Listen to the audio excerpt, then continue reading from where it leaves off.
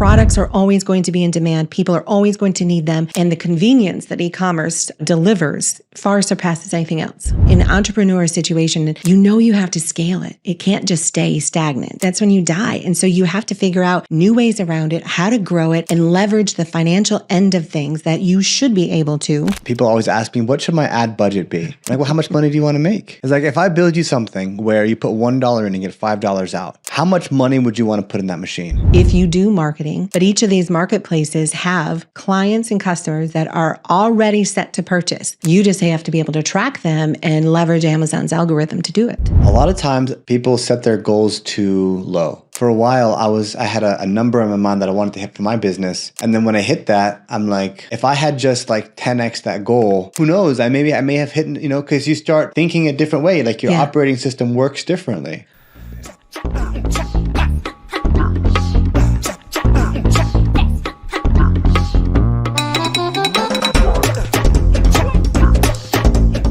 Welcome back to the A-Lister Show, where we bring you hustlers, movers and shakers, entrepreneurs, people doing interesting things with their lives.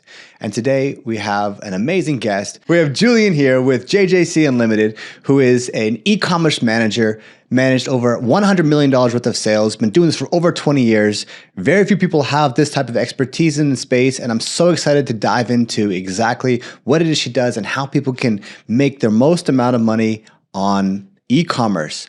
So without further ado, how are you doing today? I'm doing fantastic, and I greatly appreciate you bringing me on your show. This is such an awesome, awesome time, and love traveling here from all the way from Michigan to come to San Diego because it's beautiful. Well, we welcome everyone from Open Arms here in San Diego. Came here one of the most beautiful times of the year, so You're welcome for that. As a San Diego native, I say you're welcome on behalf of everybody here. So let's get into it. I want to know a little bit about who you are and what you've done. So what have you done in this e-commerce space that people might find interesting or impressive? Absolutely. So e-commerce is massive, right? It's all about what you're going to do, what you're going to buy, and who you're going to buy it. And COVID did nothing but expedite that process because it forced everyone into doing it. Brick and mortar stores closed down. The world shut down. So what are you going to do? How are you going to get your consumables? Where are you going to get your products from? And even though it's been driving that stage for a long time, that just really expedited it. So one of my biggest, claim to fame is when I first started in this industry in 2008, where eBay was the monster versus Amazon at the time. Walmart obviously had the brick and mortar footprint and the best case scenario to take on Amazon. They just haven't been able to do it due to technology. Started a company doing about $250,000 a year, grew them over the course of, it was 8 years then, to doing over $35 million per year. Wow. And over 500,000 SKUs to do it in. Wow. So that was my initial claim to fame. And I loved every piece of it. I've always grown up, loved business. And it doesn't matter what industry in. And so in e-commerce, there's a ton of products, a ton of niches that I can get into and get behind and be passionate about. But the ones that make me the most money are the most unsexy products you could possibly think of, which is fine. Like, it doesn't matter to our clients what they're selling. It just matters that they're selling and making money, profits doing it. Yeah. So you made you kind of grew that first company, and that's how a lot of people start. Yep. They get their feet wet with one thing, they have a big success, and then they start to double down and go take it further and deeper. Yeah. So after you more than 10x that company from $250K a year to $38 million per year, what did you do next? So at that time, my husband, who's the data and crunching king that you could possibly imagine, we have two very different skill sets, and we decided to combine them together because we didn't work together previously. So we opened our own company in 2019 to be able to do this for others. And people are like, well, why don't you just do it for yourself? Well, that's great. But when you go fishing and you want to catch a lot of fish, do you just put one line in the water or do you put many, right? You put many. So this is our way of serving many people, allowing us to take our backgrounds, our history, our knowledge, our skill sets, and multiply it for many, many, many, many clients to be able to deliver to them what we've already had and what we currently still do, and without them competing with one another so that they can make money. I mean, why not do that? Instead of one-to-one, we're one-to-many. And it just makes so much more sense. We're leveraging the power of 3 different marketplaces, Amazon still is the biggest, footprint of everybody right at the moment, biggest market share, but it's a $1 trillion+ industry every single year. And it's grown over 20% the last 3 years each year. So if you're doing billions, which, the fourth quarter of every year is where any type of retail, online or not, does the most significant amount of sales. If we can do those in billions of dollars, why not do it for yourselves? And why not take, a bigger piece of that each and every time? Because products are always going to be in demand. People are always going to need them. And the convenience that e-commerce, delivers far surpasses anything else. Mm-hmm. Yeah. So let's take a step back here and tell me about how you first got into e-commerce, that first store. How did you get into it? It was falling into it in a sense. So I have a very diverse background. I graduated high school when I was 16, went to college, went into marketing, went into travel, and worked for RCI Incorporated, doing condos and travel for them, and got my real estate degree. My father was a builder, so I've done a lot of building projects, general manager on most of those. Then they bought a restaurant for 20+ years. So I was heavy in customer service, but I loved the business aspect of all of it. But I was really good at purchasing because I love to make deals. Like, let's talk, let's make a deal. And I never want to pay full price for everything, personally or professionally.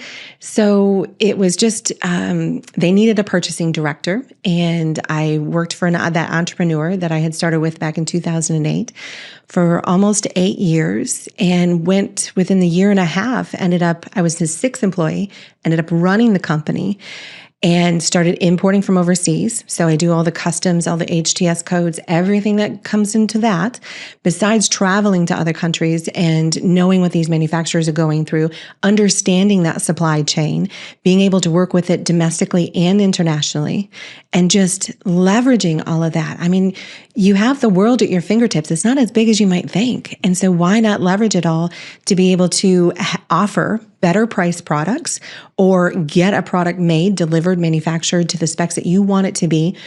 Back then, it was a lot of different machine parts, which I may not know much about the machines, but I know a lot about the parts that I had to buy. And you learn quickly. And I loved that experience. I loved being able to bring in millions and millions of dollars worth of inventory and figure them out and all the flows that it has to take, and bring in 40-foot containers at a time and multiple times a month. And it was just exciting to me. And so Jeremiah and I, my husband wanted, we're talking about it in 2019. We're like, now's the time. Let's do it. Let's do it. Let's do it for ourselves. Let's do it on our own. We can manage this, leverage it. He was a CFO, so he does all the accounting, the reconciliations and everything. And I had the manufacturer network and built up and continuing to build. And so then we just needed to add clients to it. And that was it. I want to ask you what a lot of people, especially beginners, are going to ask. Yeah. They go into Google, they have an idea for a product, and they type in how to launch an e-commerce store, enter. So what would you reply to that? What do you think should show up in the top results of Google when someone searches that? Well, better be showing up JJC Unlimited is what it should be showing up. How do I start an e-commerce business? So launching a store or opening a store up is easy. I mean, literally it takes 20 minutes. What the caveat is 2 things. This is a business. You need to treat it like a business. You need to have a company or corporation opened and available, because it shouldn't be underneath your personal name. You can do it. If you need to bootstrap it and do it that way, great. But we treat it as a business in that professional sense, because you're going to go big. Like, if you're going to invest in that money and you're going to open up your doors, you need to go big. What you're going to do is you're going to open that up. You're going to answer the 20 questions, do your little video, and open up those marketplaces, whether it's one or many, doesn't matter. And then you need to find products or suppliers to be able to fill it with. So you as an individual, all of our clients they're either entrepreneurs, they are corporate executives, they are successful real estate moguls, whatever they are. I still like average everyday people, but you need to be making like 100,000+ per year in order to leverage that, to create that additional revenue stream for you. But you've got to load up your store with products. You got to have the best pricing for those products, being able to manage the flow of orders and inventory in real time so that you're not overselling or underselling, being able to have your tracking uploaded in real time immediately, because there's store metrics on every single marketplace that has to be met and exceeded. And we're not talking about met as in a B rating. We're talking about met in an A minus is like the new D on the marketplace perspective. They want real time, they need, and they demand it. And it's their marketplace. So you got to play with their rules and make sure that the terms of services are being met.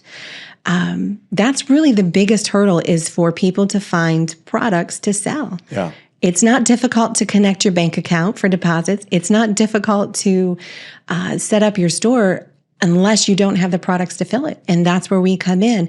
And then we manage the customer and client interactions. So if somebody has a question about the product, question about the order, we manage that. We take care of all that for you.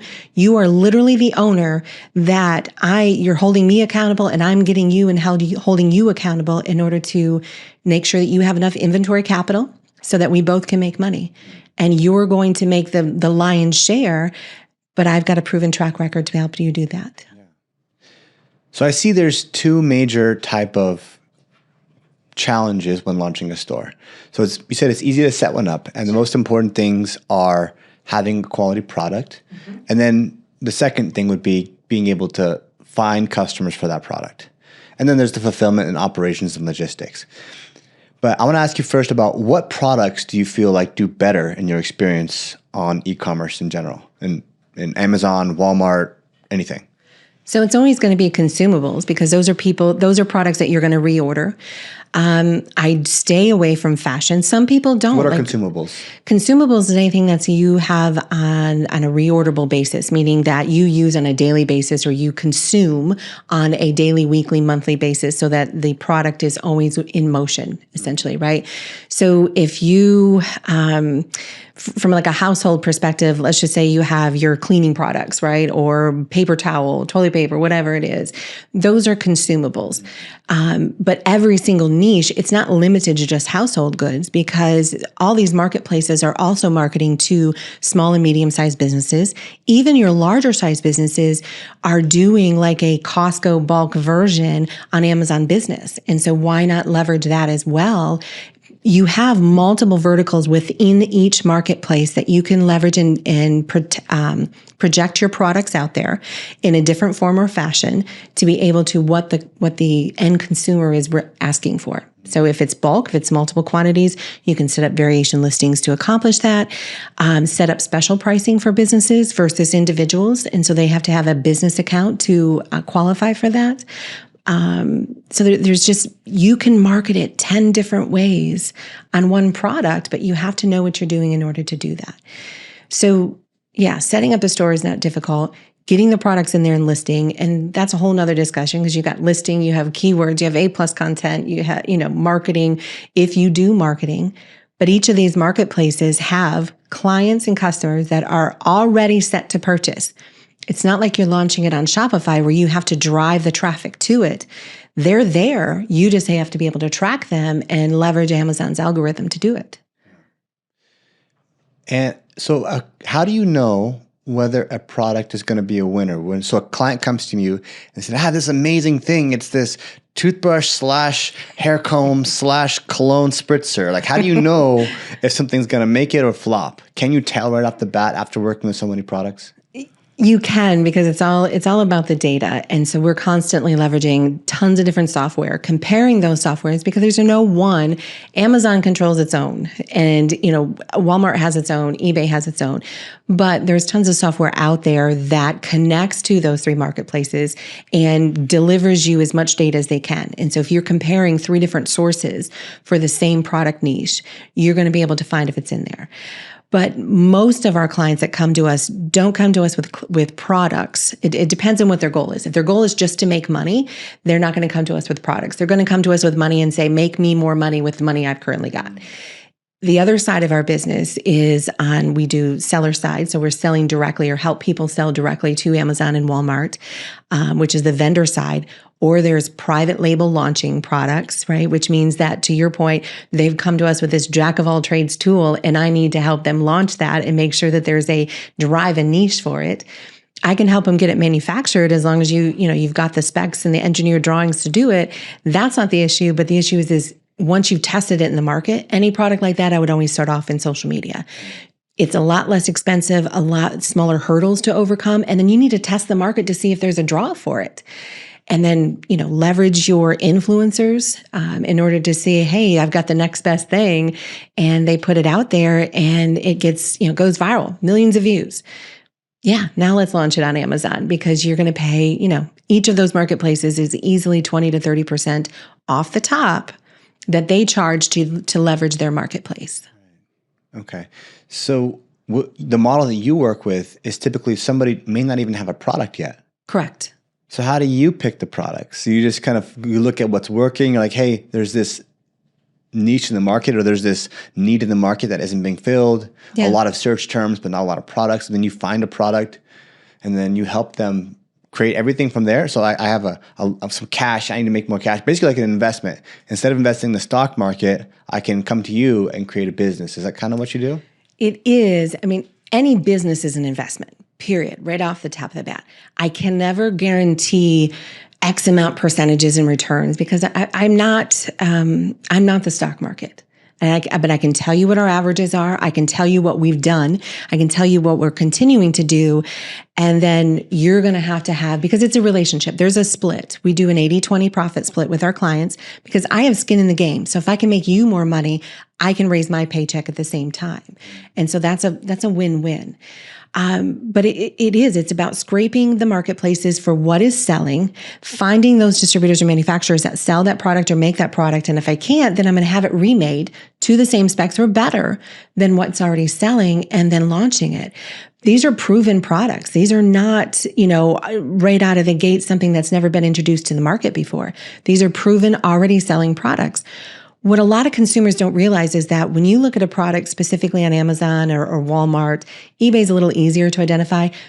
You don't know that product has 40 or 50 sellers on one product, and it has a buy box that rotates between those sellers based on the quantity that is sold every single month. And so as long as the buy box is rotating and there's software to identify that, whether Amazon is on the listing or not, you can know and predict how many you're going to sell in a month's time, which helps me know how many to buy or how many to leverage. And it makes money. So other than just having money when somebody comes to you, what do you look for in a partner that wants to work with you? It doesn't, number one, it's not all about money, but it's about realistic expectations. Somebody who understands that, there is a business, right?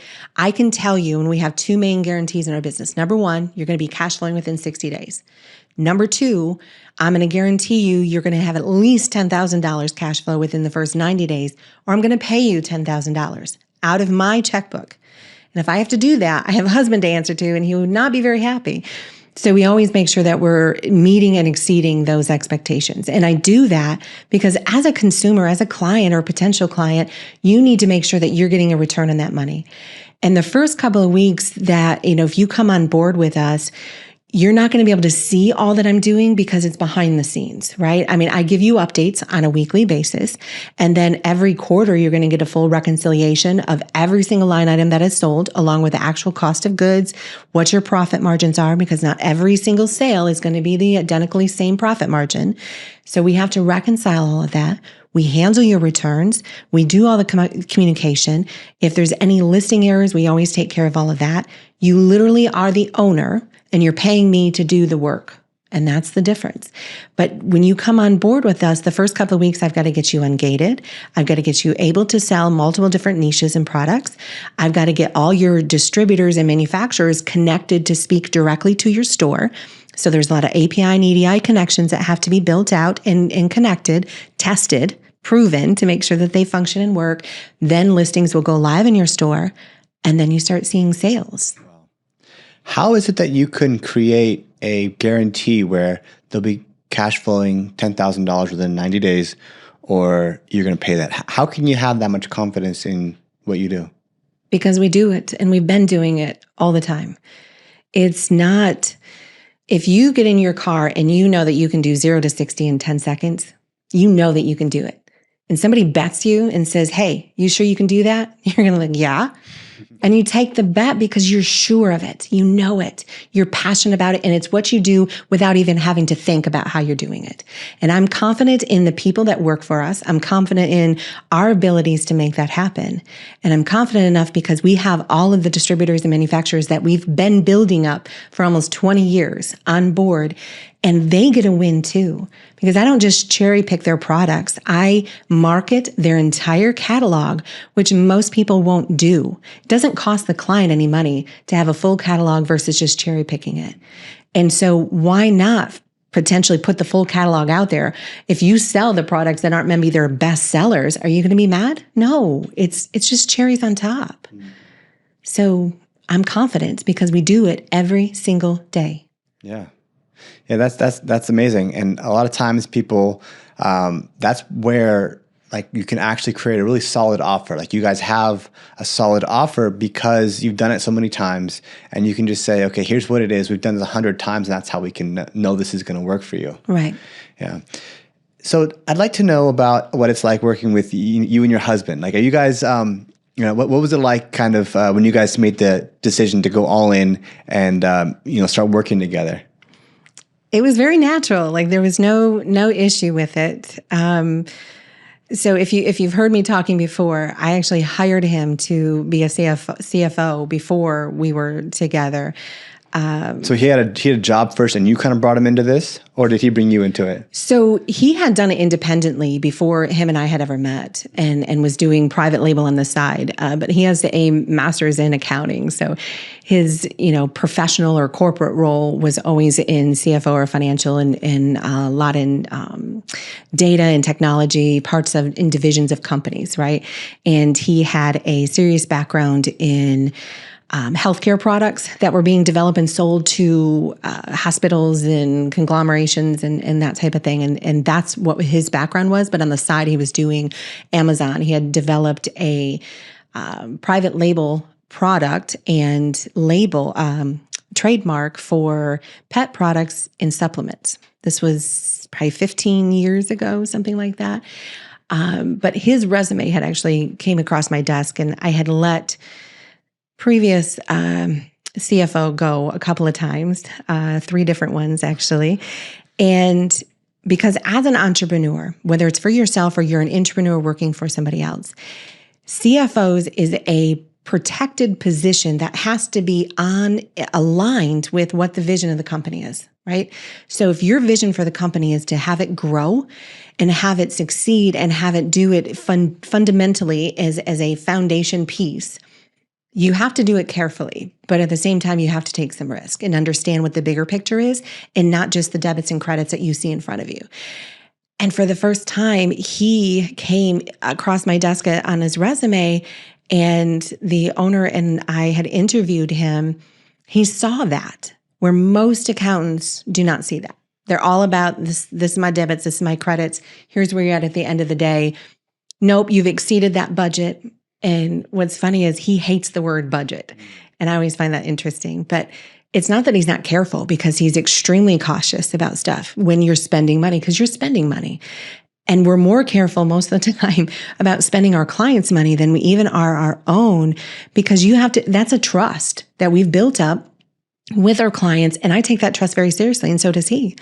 So to have someone that understood the vision of a company in an entrepreneur situation, you have to scale it. It can't just stay stagnant, right? That's when you die. And so you have to figure out new ways around it, how to grow it, and leverage the financial end of things that you should be able to, then better than anybody else. And that's how we grew. I mean, if you're going from $250,000 to over $35 and $38 million a year, and 8 years, I know it may seem like a long time, but it's not in a sense, right? We had almost 100 employees.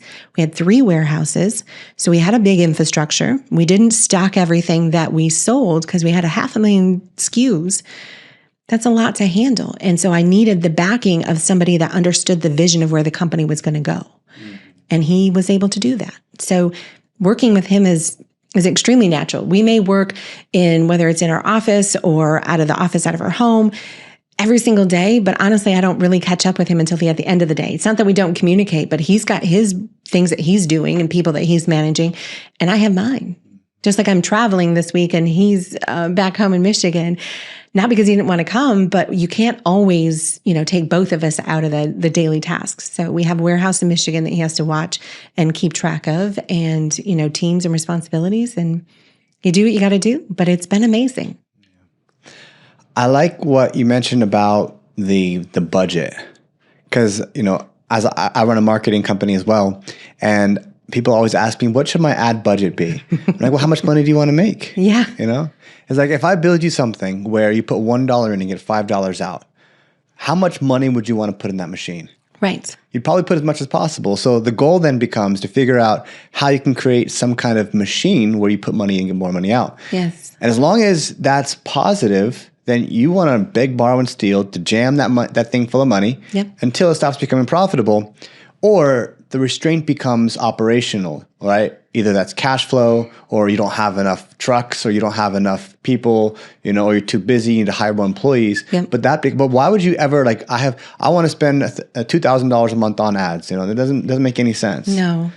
No, and it has to be an ROI. There has to be a return on investment. Yeah.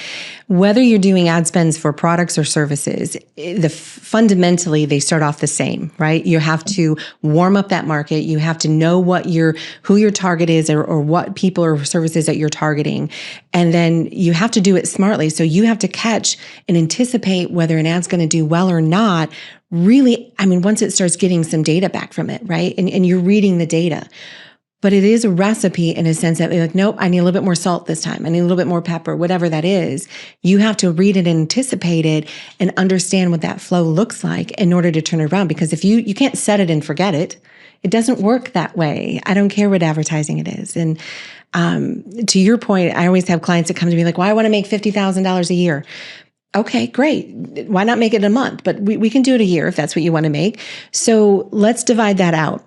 I cannot understand I cannot get across to clients to understand that you tell me how much you want to gross at the end of the month, and I'll tell you what that cost is going to be. Because I say to my clients, I need them to really start with at least $35,000 to $50,000 available in inventory spend per marketplace so that we can scale it. And then the expectations that I set with these clients to say, all right, we're going to keep feeding it into it, and we're going to turn it over because you're getting your cash back every 14 days when the deposits, or daily with eBay.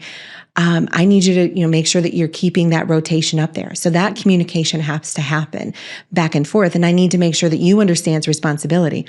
I do want you to take your profits out. That's not it. But you also are growing a business, a company.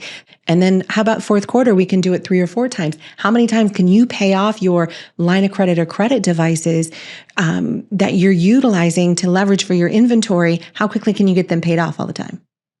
That's the only thing it is. And then after you created a cash flowing business entity, you can go back and put the onus back on the business and say, this thing needs to get its own credit, its own service for inventory.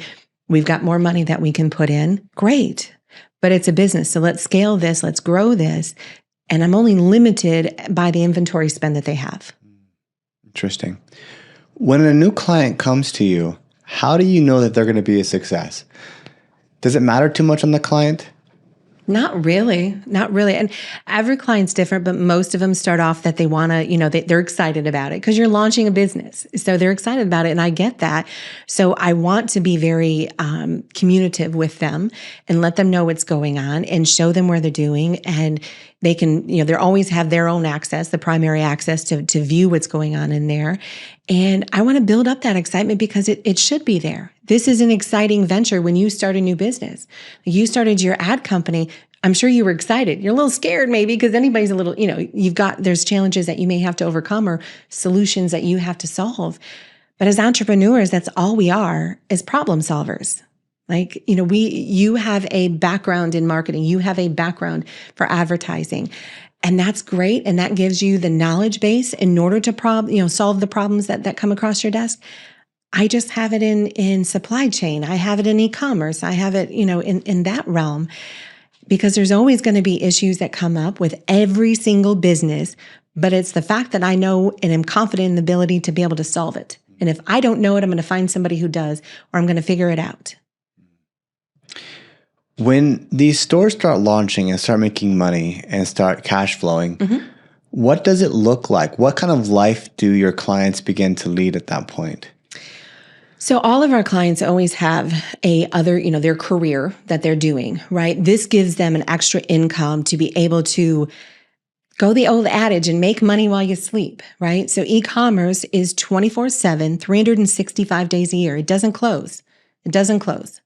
There's no, after hours, there's no East Coast, West Coast, whatever. It's open all the time. But they get to either invest in other things from the cash flow that they're getting, continue building that up. It all depends on what their goal is. Like I have a goal for my company. I have a goal for myself personally. I have a goal that my husband and I share, as a married couple. And so I need to know what their goal is. I have clients that come on board and say, I want to retire my wife. I want to buy, my parents a home. I want to be able to provide a college fund for my children. So what is their goal? What is driving their need to have to develop a business that's cash flowing? And then let's set those targets, because that's the only way that you ever hit your goal is by putting it out there and hitting those targets. Or I want to retire at 65, not so I can not work anymore, but so I can do something else that I'm passionate about. Or I want to get out of the industry that I've been in for 25 years. Again, not to quit working, but to do something else. And they figured out, they need another income stream to do it. When I was growing up, my mother, she ended up working, in one of my dad's businesses that he developed. But at the time, a lot of women didn't work, right? They were homemakers. They raised kids, which is super important. And they did that. But today, almost every household is 2-income household, right? If you've got a significant other, it's going to be 2-income household.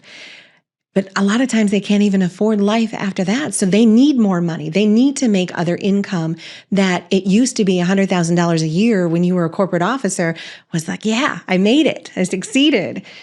Now you need 250 or you need 500,000, depending on what area of the country you live in. So how are you going to make that? You clone yourself. You start up another business that's cash flowing. You figure out a way to have consistency and growth at the same time. And you set those targets out there and you hit them. And you hit them and you partner with people, because this is collaboration. Did you get where you're at today on your own? Because I didn't. No. And it takes the collaboration of many to do that. And so when you look to do more for yourself and have another revenue stream created for yourself, you look to collaborate with somebody who specializes in that area, because everybody has that cheat code that they talk to and spend money on a mentor to be able to not get into the same mistakes that mentor went through to get to where they're at. And so they're finding and developing the path for them that you get to walk a little easier. Doesn't mean that you'll never hit a roadblock or a hurdle. It just means it's a lot easier because you're skipping, you're getting off the exit a lot sooner. Yeah. And getting on there. What has that cheat code been for you? How did you find that cheat code? What was the thing that really kind of changed everything for you? Was there one moment that really just changed everything? I don't know if there was one moment. There's definitely many.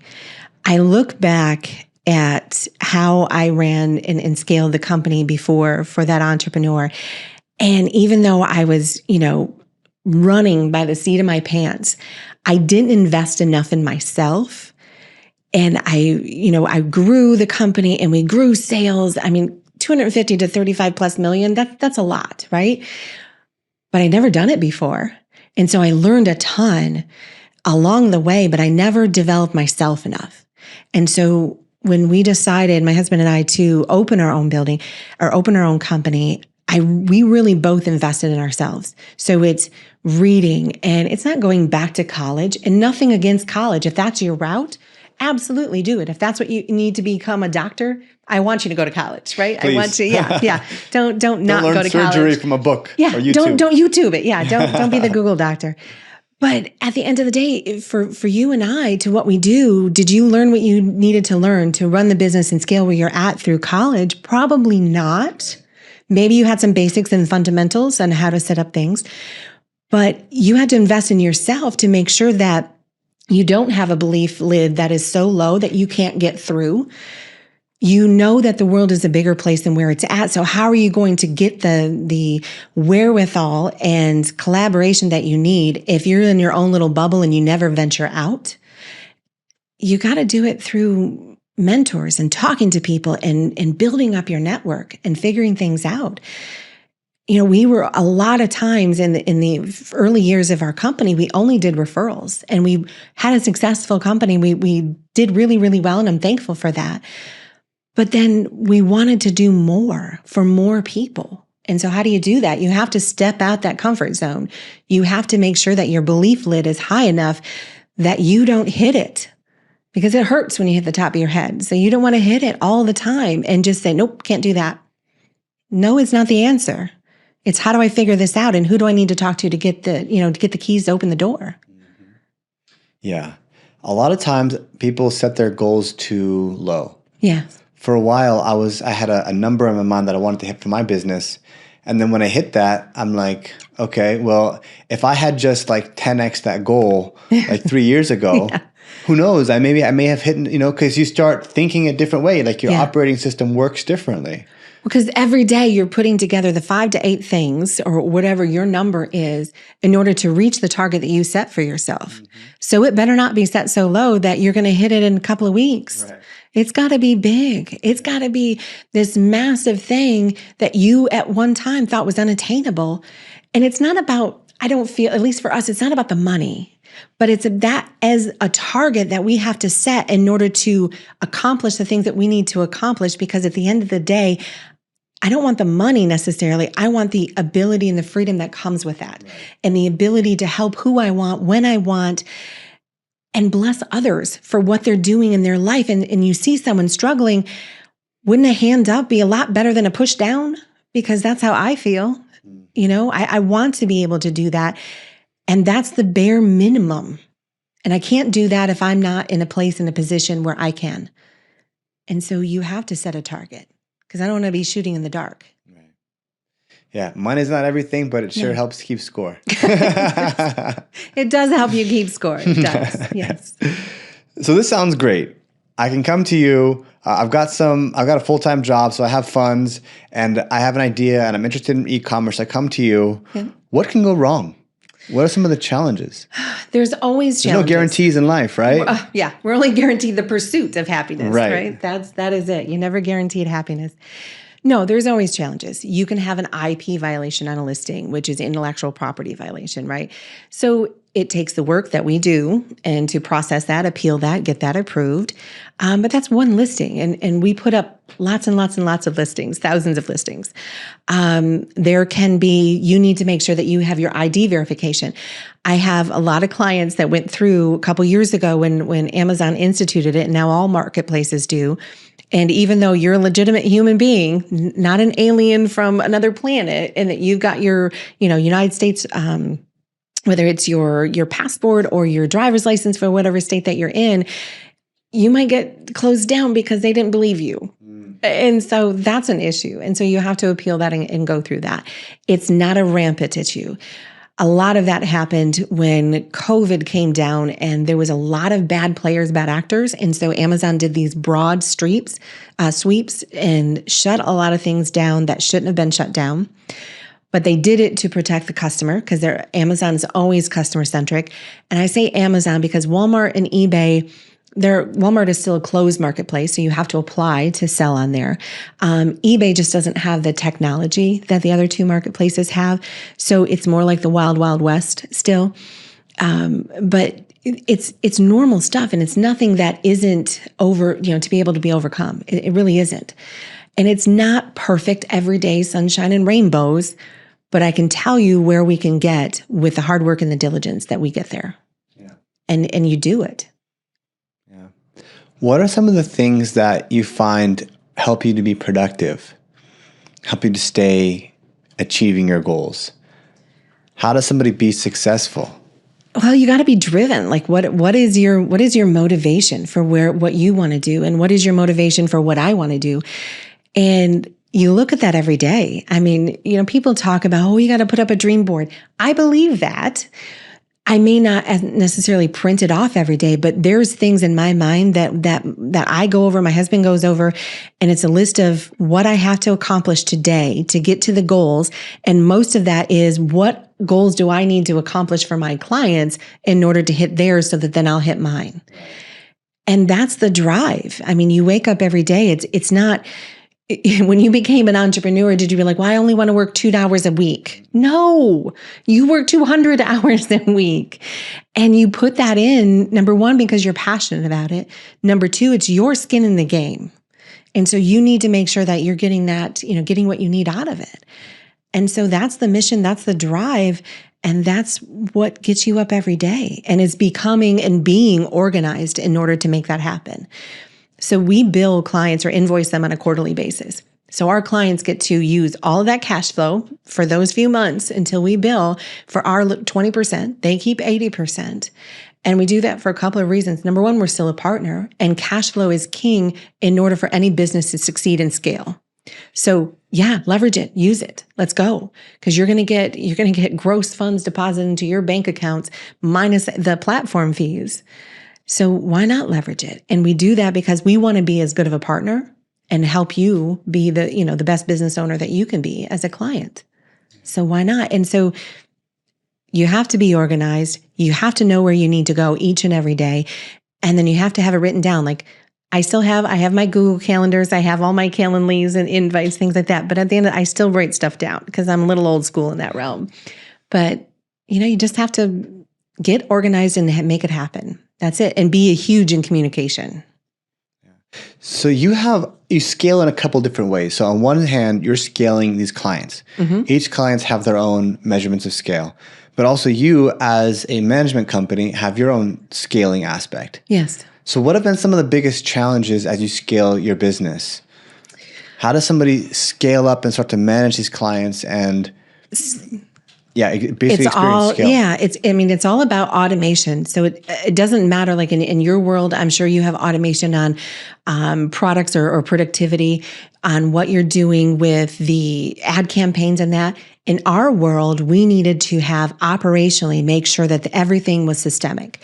And so we are leveraging more software and applications that have to be monitored. So Microsoft had a little fallout a couple weeks ago, right? Yeah. Delta Airlines was one of the biggest airlines that was hit worse in that situation or scenario because they had too much analog data in their system.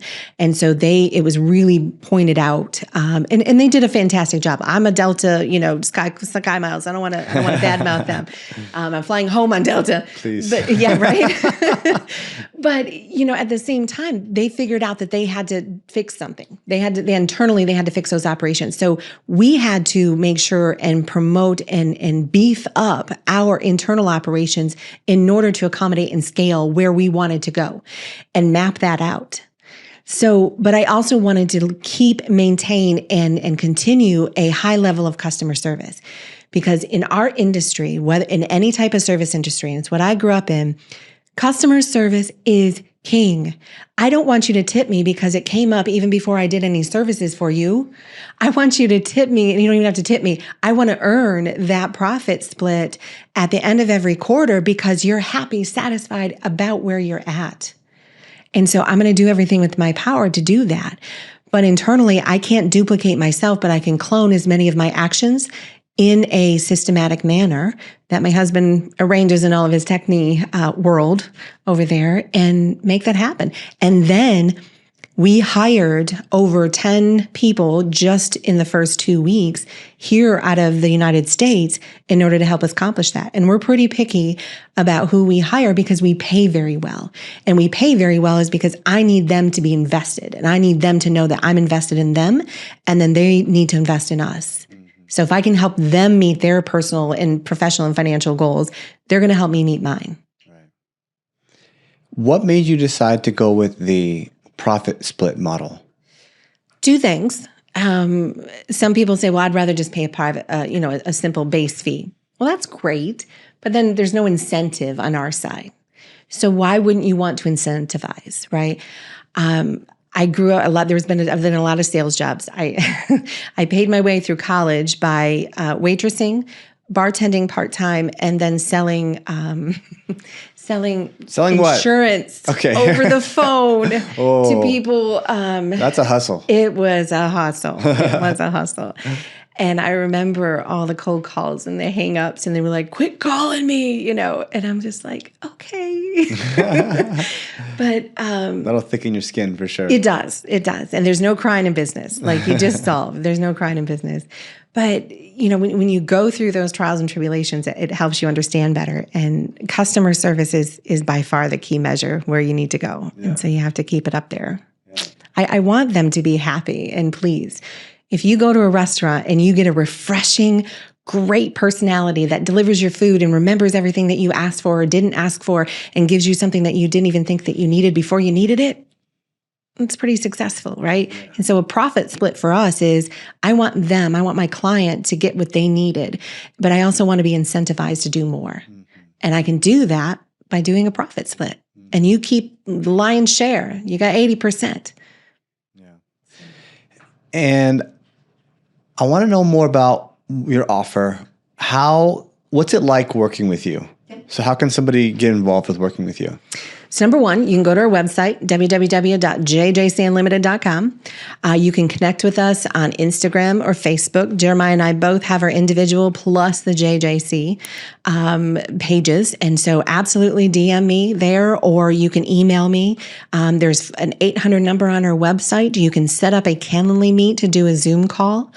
And you'll understand the process, but it's pretty quick and easy. Two main packages if you're just looking to generate revenue and have your own business that's cash flowing.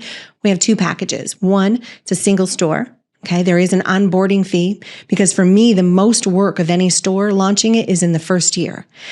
I start to realize profit years 2, 3, 4, 5, 6, 7, 8, and beyond, right? And so even though a client starts generating cash flow soon and profitable cash flow, but they have to then work off that onboarding fee. So it's $35,000 for onboarding for a single. It's $55,000 if you want a triple, meaning that you have 3 marketplaces that go live. We always launch with Amazon and eBay first, and then we add Walmart afterwards because we have proven 2 sales revenue or sales streams already. And so Walmart still has closed application, so we want to fill that out. The process is pretty painless, right? You do the Zoom call, we have a service agreement that they DocuSign. Obviously you pay the onboarding fee. We get you launched and started so that I can meet those 2 guarantees, which is cash flow within 60 days and at least 10,000 in 90. And then you just continue to scale from there. We have the returns figured out because in Michigan, we have our own warehouse a few miles from our home. We have other 3PL warehouses that we can leverage across the U.S. For the returns processes, if it's an open box, which is what will get returned to us, as soon as it gets scanned into the warehouse, it automatically goes live on an open box listing in the marketplace for the client that it was brought return from. And if I can't sell it that way, then I'm going to donate it to a local foundation and give you a slip for that too. So we handle that. You don't have to, or you can have the returns, sent to your house. Come to my house, sitting in my garage. There you go. And you can give away so many happy things to happy people. But yes, It doesn't last that long. So definitely, Instagram, Facebook, TikTok, but the website, if you want to go old fashioned and set up a meet and get started. Okay. So I pay the onboarding fee so you to kind of do all the work to get me up and running. Yep. I need to have about 30K in inventory to get going. Availability to spend, yes. Yeah. And that doesn't get spent all at once, right? So you're not spending it until you're getting sales. And that's why we're talking about cash flow. Cash flow is king. Profitable cash flow is king. So if you're getting your money returned for the inventory that you spend every 14 days, that's a really good turn, right? So that can turn 24 times in a year, which is unheard of for a lot of things, or more, depending on how good you are at paying things off and getting it back up and available again. But no, if you can do 24 turns in a year at historically, let's say profit percentages are never identical, month to month, quarter to quarter, whatever it is. But let's say you historically been able to get between 4 and 8 the first 60 days, and then 8 to 10 the next 30, 40 days. And then it can kind of levels off at 12 to 14. And then I institute a bulk buy process for about 30% of your inventory dollars so that I can increase the profit margin by going back to those wholesalers and distributors and saying, I want better pricing based on bulk buys for these products. We already have proven data in your store, so it's specific to your store. And so we do a bulk buy to get a higher percentage. Cool.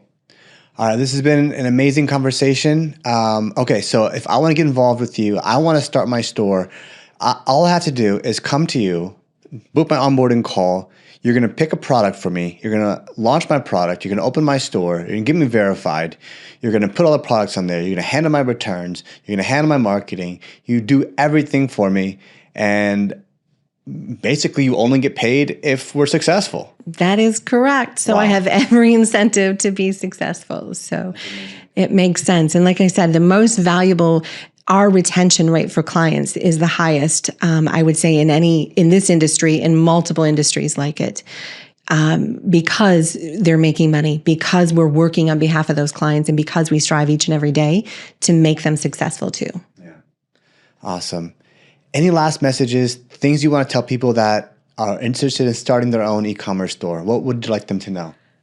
I'd like them to know to go to jjcunlimited.com, connect with us, have a meeting with us. That's the worst you can do. Like, you don't know that you like somebody and that you can work with them unless you meet them. And a lot of times I'm traveling and I meet a lot of clients. And so it's not like you never meet me in person, or my husband for that matter. So connect with them and see what it's really like, and see that you can create that revenue stream without having the ability to clone yourself, right? We don't need to have extra clones of people floating around. Maybe in a couple decades. There you go. It's probably sooner than that, but still, yeah. All right. Thank you very much for joining us today. This has been great. I learned a lot. I really appreciate you. And thank you guys so much for joining us. This has been another amazing episode of the A-Lister Show. We talked about e-commerce, how to get your first store up and running, how to leverage a management partner to fulfill all the work for you. Make sure you check out jjcunlimited.com. Check her out on all the social media sites. Thank you guys so much. Make sure you like, subscribe, and get in touch with our guest. Have a great day, and I'll catch you on the next one.